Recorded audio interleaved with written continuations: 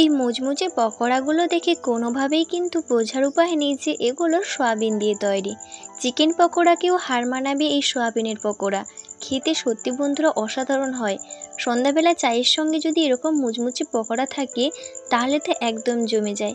হঠাৎ মাত্র যদি কোনো কিছু মুখরোচক খেতে মন চায় তাহলে এই পকোড়াটা একবার বানিয়ে দেখো। হাতের কাছে শুধু সয়াবিন আর মাত্র কয়েকটা উপকরণ থাকলে সহজে এবং কম সময়ে তোমরা এই পকোড়াটা বানিয়ে ফেলতে পারো। চা কিংবা সসের সঙ্গে পরিবেশন করো, বাচ্চারা খেয়েও কিন্তু খুবই মজা পাবে।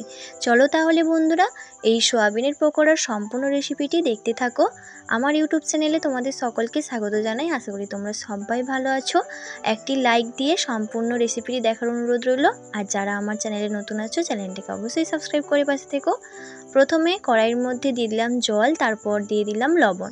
জলের সঙ্গে ভালোভাবে লবণটা মিশিয়ে ওটা গরম হতে দিয়েছি জলটা। এইদিকে আমি 1 প্যাকেট সয়াবিন নিয়ে নিয়েছি। সয়াবিনগুলো বড় সাইজেরই কিন্তু নিতে হবে, দিলে পকোড়াগুলো দেখতে ভালো লাগে। এরপর 1 মিনিট মতো গরম জলে ফুটিয়ে নেব। তারপর গ্যাসের ফ্লেম বন্ধ করে দিয়ে গরম জলে রেখে দেব 5 থেকে 6 মিনিট মতো। ততক্ষণে সয়াবিনগুলো ভালোভাবে ফুলে যাবে, আর যেহেতু লবণ দেওয়া আছে লবণটাও সয়াবিনের মধ্যে ভালোভাবে ঢুকে যাবে। এইদিকে একটা মশলা বেটে নেব। তার জন্য প্রথমে কয়েকটা রসুনের কোয়া নিয়েছি, আদা কুচি করে কেটে নিয়েছি, 4টে মতো কাঁচা লঙ্কা নিয়েছি। এগুলো একসঙ্গে বেটে নেব। এরপর এইদিকে সয়াবিনটা কিন্তু 5 থেকে 6 মিনিট রেখেছিলাম, কত সুন্দর ফুলে উঠেছে দেখো বন্ধুরা। আগের তুলনায় অনেকটাই কিন্তু বড় হয়ে গেছে সয়াবিনগুলো। এরপর জল থেকে ভালোভাবে নিংড়ে তুলে নেব। সয়াবিনের মধ্যে যেন একটু জল না থাকে, ভালোভাবে জলটাকে নিংড়ে নেব। এখানে আমি 1 প্যাকেট সয়াবিন নিয়েছি, তোমরা চাইলে কম নিতে পারো কিংবা বেশিও নিতে পারো। আমি সয়াবিনগুলো একইভাবে জল নিংড়ে তুলে নিয়েছি। এরপর সয়াবিনের মধ্যে প্রথমে অল্প লবণ দিয়ে দেব। যেহেতু আমি জলের মধ্যে লবণ দিয়েছিলাম লবণটা ভালোভাবেই ঢুকে গেছে। এরপর হাফ চামচ দিয়ে দিলাম হলুদ গুঁড়ো। তারপর রসুন, আদা আর কাঁচা লঙ্কার যে পেস্টটা করে রেখেছিলাম সেটা দিয়ে দিলাম। 1 চামচ দিয়ে দিলাম ধনে গুঁড়ো, 1 চামচ দিয়ে দিলাম জিরে গুঁড়ো। যেহেতু আমি কাঁচা লঙ্কা বাটা দিয়েছি তাই এখানে একটু কালারের জন্য কাশ্মীরির লাল লঙ্কার গুঁড়ো দিয়ে দিচ্ছি। এটা কিন্তু ঝালের জন্য না, কালারের জন্য দিচ্ছি। তোমরা চাইলে কিন্তু এটা লাল লঙ্কা ঝালের গুঁড়োও দিতে পারো। এরপর লাল লঙ্কার গুঁড়ো দিয়ে দিলাম অল্প। এরপর দিয়ে দিলাম 2 চামচ কর্নফ্লাওয়ার, 1 চামচ দিয়ে দিলাম ময়দা। এরপর 3 চামচ মতো দিয়ে দেব বেসন। এখানে তোমাদের পরিমাণটা কম বেশিও হতে পারে, সয়াবিনের ওপরে ডিপেন্ড করে তোমরা এখানে সব পরিমাণটা নিয়ে নেবে। কিন্তু কর্নফ্লাওয়ার, ময়দা আর বেসন অবশ্যই কিন্তু নেবে। আর কর্নফ্লাওয়ারের বদলে তোমরা চালের গুঁড়োও দিতে পারো। এরপর সব উপকরণ ভালোভাবে মিশিয়ে নেব। এটা যেহেতু একটু শক্ত ভাব আছে, এর মধ্যে অল্প অল্প জল ছিটিয়ে এটা মিশিয়ে নেব। এখানে জল দিলে কোনো অসুবিধা নেই, তোমরা এখানে কিন্তু সয়া সস দিয়েও মাখিয়ে নিতে পারো কিংবা ডিম দিয়েও মাখিয়ে নিতে পারো।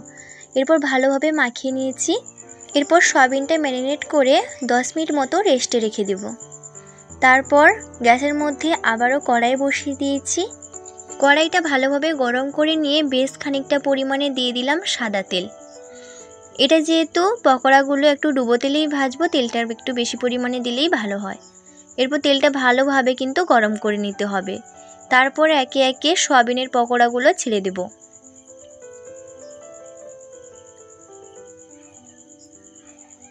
তেলের পরিমাণটা একটু বেশি দিলে কিন্তু একসঙ্গে অনেকগুলো পকোড়া ভাজা যাবে। এরপর এগুলোকে নেড়েচেড়ে উল্টে পাল্টে ভেজে নেব যতক্ষণ না একটা ভালো কালার আসছে। আর এটা অবশ্যই কিন্তু লো আঁচে ভাজলেই ভালো হয়, দিলে ওপরে আর পুড়ে যাবে না, ভেতরেও ভালোভাবে হয়ে যাবে, একটু ক্রিস্পিও হবে। লো আঁচে ভাজলে এটা কিন্তু সময় ধরে ধরে একটু মুচমুচে হবে। বেশি আঁচে ভাজলে এটা তাড়াতাড়ি পুড়ে যাবে, খেতে তখন ভালো লাগবে না। নেড়েচেড়ে ভাজার পরে একটা পর্যায়ে ভালো একটা কালার চলে আসবে। তারপর আমি তেল থেকে ছেঁকে তুলে নেব। পকোড়াগুলো একবার ভাজতে আমার প্রায় 5 মিনিট মতো সময় লেগেছে। এরকম সময় ধরে কিন্তু তোমরাও ভেজে নেবে। এরপর বাকি সয়াবিনের পকোড়াগুলো তেলে ভালোভাবে ভেজে নেব।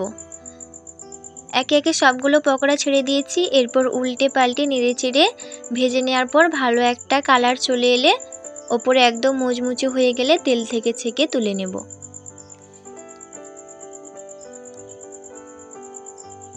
লাল মুচমুচে করে সবগুলো পকোড়া আমি ভেজে নিয়েছি।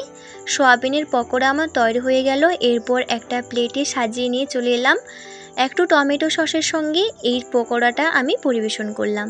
দেখো বন্ধুরা, দেখতে কতটা সুন্দর হয়েছে, কতটা লোভনীয় দেখতে হয়েছে। চলো একটা পকোড়া তোমাদের একটু ভেঙে দেখাই। হালকা ফুলকা খিদে পেলে এরকম সয়াবিনের পকোড়া একবার হলেও বাড়িতে বানিয়ে খেও। আর আমার এই সয়াবিনের পকোড়ার সম্পূর্ণ রেসিপিটি কেমন লেগেছে কমেন্টে জানাবে। ভালো লাগলে লাইক শেয়ার অবশ্যই করে দিও। আর এই রকম নিত্য নতুন মজাদার রেসিপি ভিডিও পাওয়ার জন্য আমার ইউটিউব চ্যানেলটাকে অবশ্যই সাবস্ক্রাইব করে পাশে থেকো। আর ফেসবুক থেকে দেখে থাকলে পেজটি অবশ্যই ফলো করে রাখো। দেখা হবে পরের ভিডিওতে। ভালো থেকো, সুস্থ থেকো। আজকের মতো ভিডিওটা এখানেই শেষ করছি। আর এই রেসিপিটি একবার হলে কিন্তু বাড়িতে বানিয়ে খেও। টাটা বন্ধুরা।